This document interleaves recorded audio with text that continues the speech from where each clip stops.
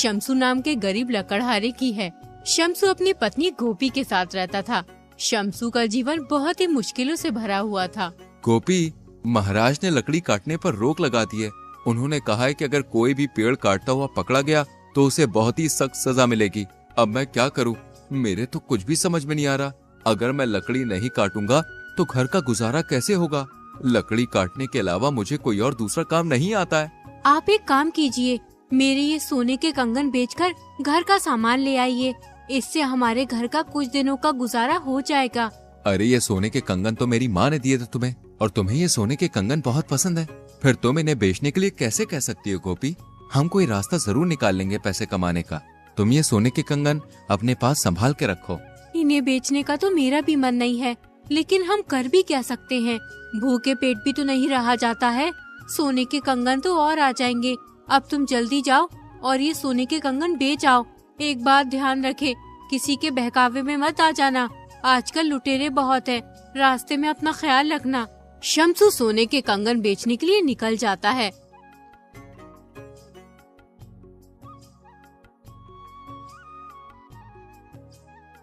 रास्ते में उसे भानु नाम का आदमी मिलता है। वो शम्सू से कहता है, अरे क्यों भाई शम्सू, इतनी जल्दी में कहाँ जा रहे हो? लगता है किसी जरूरी काम से जा रहे हो। हाँ भाई भानु, मैं एक जरूरी काम से जा रहा हूँ। दरअसल मैं अपनी पत्नी के सोने के कंगन बेचने जा रहा हूँ। तुम तो जानते ही हो, महाराज ने लकड़ी काटने पर रोक लगाई हुई है। घर में एक पैसा भी नहीं है, इसलिए मैं ये कंगन बेचने जा रहा हूँ। इन्हें बेचकर जो भी पैसे मिलेंगे उनसे थोड़े बहुत दिनों का गुजारा हो जाएगा। अरे ये तुम क्या कह रहे हो शम्सू? अब तुम पत्नी के कंगन बेचकर घर का गुजारा करोगे, और जब कंगन के पैसे खत्म हो जाएंगे फिर घर का गुजारा कैसे करोगे? अरे ये तो मैंने सोचा ही नहीं, लेकिन मुझे लकड़ी काटने के अलावा और कोई काम आता भी तो नहीं है। फिलहाल इन कंगन को बेचकर कुछ दिनों का गुजारा हो जाएगा, उसके बाद मैं कोई काम देख लूंगा। अगर तुम चाहो तो मैं तुम्हें एक सुझाव दे सकता हूँ, जिससे तुम्हें अपनी पत्नी के कंगन तक बेचने नहीं पड़ेंगे और तुम्हारे घर का गुजारा भी हो जाएगा। सच कहूँ तो भानु भाई, मैं अपनी पत्नी के कंगन बेचना नहीं चाहता हूँ, क्योंकि मेरी पत्नी को ये कंगन बहुत अच्छे लगते हैं, लेकिन मजबूरी इंसान से हर काम करवा देती है। अच्छा बताओ, तुम मुझे कौन सा काम बता रहे थे जिससे मैं पैसे कमा सकता हूँ?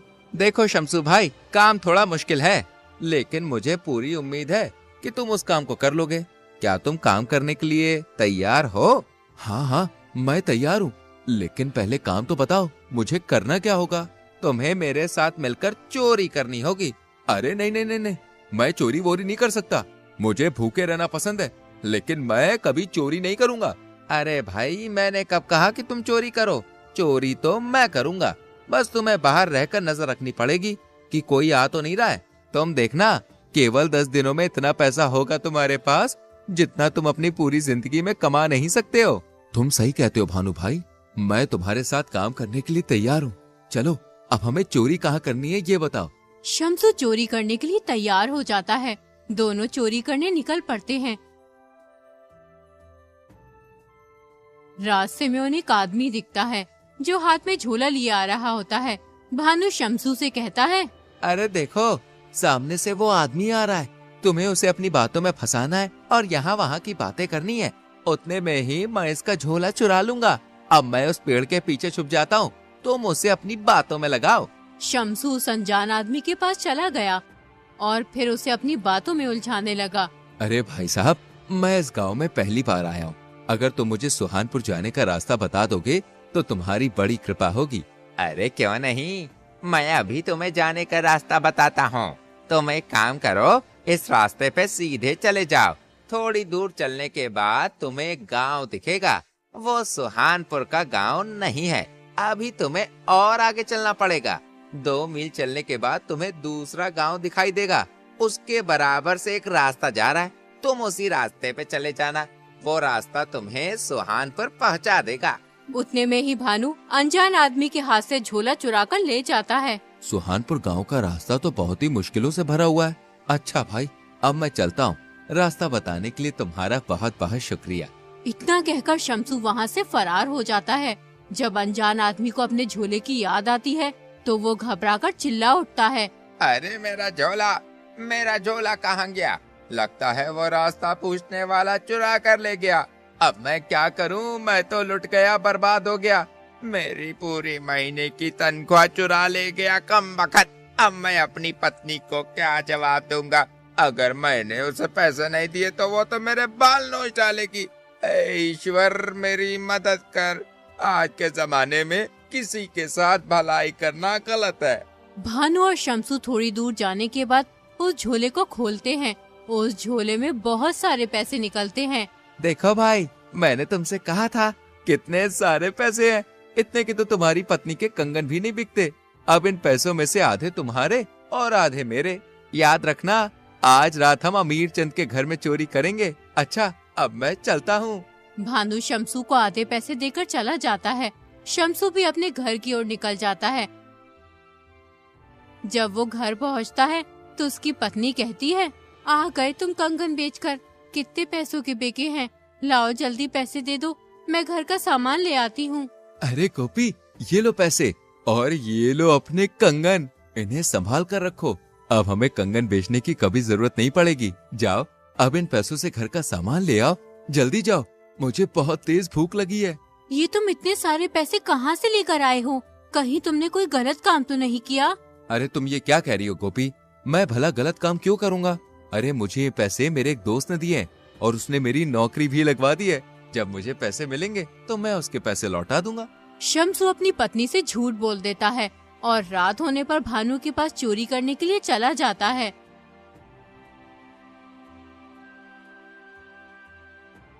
आ गए तुम, मैं तुम्हारा ही इंतजार कर रहा था। अब हम अमीर चंद के घर चोरी करने जाएंगे। तुम घर के बाहर खड़े होकर मेरा इंतजार करना। मैं घर के अंदर जाकर सारा माल चुरा कर ले आऊंगा। अगर किसी को भी हमारे ऊपर कोई शक हो या हमें कोई देख ले तो तुम मुझे सीटी बजाकर सूचना दे देना। मैं तुरंत ही वहाँ से फरार हो जाऊंगा। समझे भाई?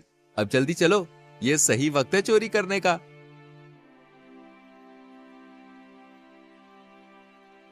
भानु घर के अंदर चोरी करने चला जाता है, जबकि शम्सू चौकन्ना होकर चारों ओर अपनी नजरें गाड़े रखता है। तभी शम्सू की नजर एक बांसुरी पर पड़ती है। अरे वाह, कितनी सुंदर बांसुरी है। मैं बचपन में बांसुरी से कितना खेला करता था। मैं कितनी अच्छी बांसुरी बजाया करता था। खैर, अब तो मैं बांसुरी बजाना भूल गया हूँ। एक बार बांसुरी बजा कर देखता हूँ, मेरे बचपन की यादें ताजा हो जाएंगी। शम्सू उस बांसुरी को उठाकर बजाने लगता है।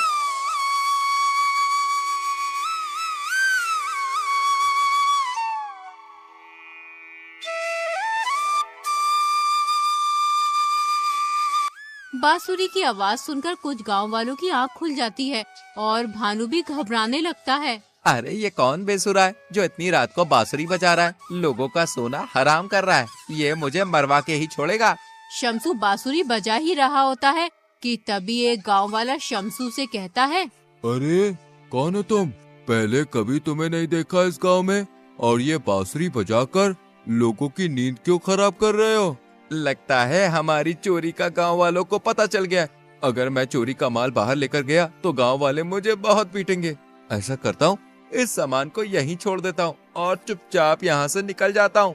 अगर बांसुरी बजाने का इतना ही शौक है तो अपने घर में जाकर बजाओ। यहाँ क्यों लोग की नींद खराब कर रहे हो? मुझे लगता है कि तुम कोई पागल हो। भानु ये सब खड़ा होकर सुन रहा होता है। फिर गांव वालों के पास आकर कहता है, तुम सही कह रहे हो भाई, ये पागल है। इसका जहाँ भी मन करता है वहीं बांसुरी बजाना शुरू कर देता है। अरे तुम इसे माफ कर दो, अब ये आगे से ऐसा नहीं करेगा। तुम कह रहे हो इसलिए छोड़ रहा हूँ, वरना इसे अभी महाराज के पास ले जाता और सख्त से सख्त सजा दिलवाता। सारी नींद खराब कर दी मेरी। पागलपन की भी हद होती है। वो आदमी वहाँ से चला जाता है। भानु को शम्सू पे बहुत गुस्सा आता है। अच्छा, तब बांसुरी तुम बजा रहे थे? अरे तुम तो आज मुझे मरवा ही देते। अरे चोरी करते वक्त बांसुरी कौन बजाता है? मैंने सारा सामान चुराकर झोले में भर लिया था, लेकिन तुमने बांसुरी बजा दी। मुझे वो सामान वहीं छोड़ना पड़ा। तुम्हारी बांसुरी की वजह से आज मुझे बहुत नुकसान हुआ है। अरे भानु भैया, मैं मानता हूँ कि मुझसे गलती हो गई है। उस बांसुरी को देखकर अब मुझे अपने बचपन की याद आ गई थी। फिर मुझसे रहा नहीं किया, इसलिए मैंने वो बांसुरी बजा दी। इस बार मुझे माफ कर दो। आज के बाद ऐसी गलती कभी नहीं करूँगा। ठीक है, इस बार मैं तुम्हें माफ कर देता हूँ, लेकिन अगर दोबारा तुमने ऐसी कोई हरकत की तो मैं तुम्हें अपने साथ नहीं लेके जाऊंगा। समझे? चलो अब घर चलते हैं। कल हम पास वाले गांव में चोरी करने चलेंगे। दोनों अपने घर चले जाते हैं और रात होने पर दोबारा चोरी करने निकल जाते हैं। सुनो, मैं उस सामने वाले घर में चोरी करने जा रहा हूँ, तुम यहीं खड़े होकर मेरा इंतजार करो। अगर कोई आया तो मुझे बता देना और पहले जैसी हरकत मत करना। हाँ, अब मैं जा रहा हूँ, अपनी आँख और कान खुले रखना। इतना कहकर भानु घर के अंदर चला जाता है और घर का सामान चुराने लगता है। तभी एक आदमी शमसू की तरफ आ रहा होता है। उसे देखकर शमसू डर जाता है। वो समझता है ये भूत है। फिर वो जोर जोर से शोर मचाने लगता है। बचाओ, भूत भूत, मुझे कोई बचाओ इस भूत से। ए पागल आदमी, मैं भूत नहीं हूँ, समझे? मैं तुम्हारी तरह ही एक इंसान हूँ। मेरी पत्नी से मेरी लड़ाई हो गई है, इसलिए मैं घर के बाहर आ गया हूँ। वैसे तुम इतनी रात में यहाँ क्या कर रहे हो? मैं क्या कर रहा हूँ? मैं तो कुछ भी नहीं कर रहा हूँ। अरे भाई, इसकी दिमागी हालत ठीक नहीं है। ये किसी को भी भूत समझ लेता है और फिर शोर मचाने लगता है। तुमसे कितनी बार कहा है, यूं लोगों को परेशान मत किया करो। चलो अब यहाँ से। दोनों वहाँ से चले जाते हैं। तुम किस किस्म के आदमी हो? मन कर रहा है कि मैं तुम्हारा सर फोड़ दूं। तुम्हें वो जीता जागता इंसान भूत दिखाई दे रहा था? अरे आज मेरे हाथ बहुत सारा माल लगा था, वो सब मैंने झोले में भर लिया था, लेकिन तुम्हारे चीखने चिल्लाने की वजह से मुझे वो झोला वहीं छोड़ना पड़ा। अगर तुम नहीं चिल्लाते तो आज मैं बहुत अमीर हो जाता। मेरी मत मारी गई जो मैं तुम्हारे जैसे अहमक आदमी को अपने साथ लेकर आया। तुम्हारी वजह से मैं 2 बार नाकाम हो गया हूँ। आज के बाद तुम मेरे साथ मत आना, वरना किसी दिन मैं पकड़ा जाऊंगा। शमसू अपने घर चला जाता है और सारी बात अपनी पत्नी को बताता है। तुमने तो मुझसे कहा था कि तुम कोई गलत काम नहीं कर रहे हो। क्या चोरी करना सही काम है? गोपी, मुझसे बहुत बड़ी भूल हो गई। मैं कसम खाता हूँ कि आज के बाद कभी भी कोई गलत काम नहीं करूँगा और ना ही कभी उस भानु के साथ रहूँगा। शमसू चोरी का काम छोड़ देता है और एक बनिए की दुकान पर मजदूरी का काम करने लगता है, जबकि भानु चोरी का काम नहीं छोड़ता। पहले तो वो छोटी मोटी चोरी किया करता था, लेकिन अब वो लुटेरा बन गया था। आते जाते लोगों को लूटने लगा था। ए बूढ़े, क्या इस झोली में? जो भी है मेरे हवाले कर दे, वरना मैं तेरी जान ले लूंगा। लाला, जल्दी से झोली मेरे हवाले कर दे। बेटा, मैं बहुत गरीब हूँ, मुझे मत लूटो। मैंने सारी जिंदगी कमा कमा कर थोड़े बहुत पैसे जमा किए अपनी बेटी के शादी के लिए। अगर ये पैसे मैंने तुम्हें दे दिए तो उसकी शादी नहीं हो पाएगी। ए बूढ़े, ये कहानी मुझे मत सुना। मैं तेरी इस दर्द भरी कहानी से बहकने वाला नहीं हूँ, समझा? चुपचाप ये झोली मुझे दे, वरना अभी तेरा सर धड़ से अलग कर दूंगा। वो बूढ़ा आदमी भानु की बात सुनकर डर जाता है और अपनी झोली भानु को देकर चला जाता है। भानु झोली को लेकर अपने घर पहुंचकर अपनी पत्नी से कहता है, आज तो मेरे हाथ बहुत सारा माल लगा है। आज एक बुढ़े को लूटा था, उसने अपनी बेटी की शादी के लिए पैसे जमा किए हुए थे। अरे मैंने उससे वो सारे पैसे लूट लिए। चलो अब जल्दी से मेरे लिए लजीज सा खाना बनाओ। ये बात भानु का बाप सुन रहा होता है। वो भानु के पास आकर कहता है, बेटा, तू ये लूट मार कब छोड़ेगा? चोरी लूट मार से कभी किसी का भला नहीं होता। तू उस गरीब बुढ़े के पैसे छीन के लाया। उसने कितनी मेहनत से अपनी बेटी की शादी के लिए रुपए जमा किए होंगे और तू उन्हें एक पल में उससे छीन लाया। पिताजी, आप मुझे राय मत दीजिए। मैं जो कर रहा हूँ सही कर रहा हूँ। अरे आज के जमाने में मेहनत से किसी का भला नहीं हो सकता। लाखों लोग हैं जो दिन रात मेहनत करते हैं, लेकिन उन्हें सही से 2 वक्त का खाना भी नसीब नहीं होता। फिर मैं मेहनत मजदूरी क्यों करूं? देखो, एक ही पल में कितना सारा माल लूट लाया हूँ। इससे मेरे 10 दिन का गुजारा आराम से हो जाएगा। देखा पिताजी, लूट मार करने का कितना फायदा है। अरे आज के बाद आप मुझे अपनी राय मत देना। अब मुझे बहुत तेज भूख लगी है, मैं खाना खाने जा रहा हूँ। आओ तुम भी मेरे साथ खाना खा लो। उधर वो बूढ़ा आदमी राजा के पास पहुंच जाता है। महाराज, मैंने बड़ी मुश्किल से अपनी बेटी की शादी के लिए थोड़े से पैसे इकट्ठा किए थे, लेकिन एक लुटेरा मेरे से पैसे छीन कर ले गया। कौन लुटेरा तुम्हारे पैसे छीन कर ले गया? किसकी इतनी जरूरत है जो हमारे राज्य में लूट मार कर रहा है? उस लुटेरे ने तुम्हें कहाँ लूटा था? महाराज, मैं पास वाले गांव के जंगल से होकर अपने घर जा रहा था। एकदम वो लुटेरा पता नहीं कहाँ से आ गया और मुझे पकड़ लिया। मुझे जान से मारने की धमकी दे रहा था। वो कह रहा था कि या तो अपना सारा धन मुझे दे दो, वरना तुम्हारा धड़ सर से अलग कर दूंगा। इसलिए मैंने अपना सारा धन उस लुटेरे को दे दिया। अब मैं अपनी बेटी की शादी कैसे करूंगा? महाराज, मेरी मदद कीजिए। आप परेशान मत होइए, हम उस लुटेरे को जल्द से जल्द पकड़कर तुम्हारा धन वापस दिलवा देंगे। अब आप अपने घर जाइए और आराम कीजिए। बूढ़ा आदमी अपने घर चला जाता है। राजा 2 सैनिकों को भानु लुटेरे की तलाश में भेजता है, लेकिन सैनिकों को वो लुटेरा कहीं भी नहीं मिलता। इसलिए वो थक हार कर महल वापस आ जाते हैं। राजा को समझ नहीं आ रहा होता है कि उस लुटेरे को कैसे पकड़ा जाए, इसलिए वो एक योजना बनाते हैं। राजा 2 सिपाहियों को साधारण भेष में कुछ धन देकर उस जंगल में रवाना कर देते हैं। जैसे ही भानु की नजर सैनिकों पर पड़ती है तो वो सोचने लगता है, आज तो तेरी किस्मत ही खुल जाएगी भानु। ये दोनों आदमी कितना सारा धन ला रहे हैं। अब मैं इनसे ये धन लूटूंगा, उसके बाद मेरे पास पैसा ही पैसा होगा। चलो अब जल्दी से इन्हें पकड़ लेता हूँ, कहीं भाग न जाए। भानु जल्दी से जाकर उन दोनों के सामने खड़ा हो जाता है। अगर तुम दोनों को अपनी जान प्यारी है तो ये सारा धन मुझे दे दो, वरना अभी तुम्हें ऊपर पहुंचा दूंगा। लाओ जल्दी करो। तुम्हें क्या लगता है ये सारा धन हम तुम्हें दे देंगे? अगर हिम्मत है तो ले लो। सुनो, मेरे पास ये फालतू बकवास भरी बातें सुनने का समय नहीं है। अरे सीधी तरह ये सारा धन मेरे हवाले करो, वरना अभी तुम दोनों की जान ले लूंगा। अच्छा, तो तुम हमारी जान ले लोगे, लेकिन हम मरना नहीं चाहते। लो ये सारा धन तुम ले लो। जैसे ही भानु सिपाही से धन लेने के लिए अपने हाथ आगे करता है, तुरंत ही दोनों सिपाही उसे पकड़कर राजा के पास ले जाते हैं। तो तुम हो वो लुटेरे जो आते जाते गरीबों को लूटते हो। क्या तुम्हें इन गरीब लोगों को लूटते हुए इन पर दया नहीं आती? ये कितनी मेहनत से थोड़े बहुत पैसे जोड़कर इकट्ठा करते हैं और तुम इनके पैसे एक पल में ही लूट कर ले जाते हो। इसके लिए मैं तुम्हें सख्त सजा दूंगा।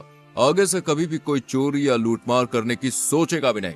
सैनिकों, इस लुटेरे को जेल में डाल दो। कल इसे सजा सुनाई जाएगी और इन बुजुर्ग आदमी की बेटी की शादी के लिए धन दे दो, जिससे ये अपनी बेटी की शादी करते हैं। इस तरह भानु को अपने किए की सजा मिलती है। राजा के द्वारा मिले धन से वो बूढ़ा आदमी अपनी बेटी की शादी कर देता है।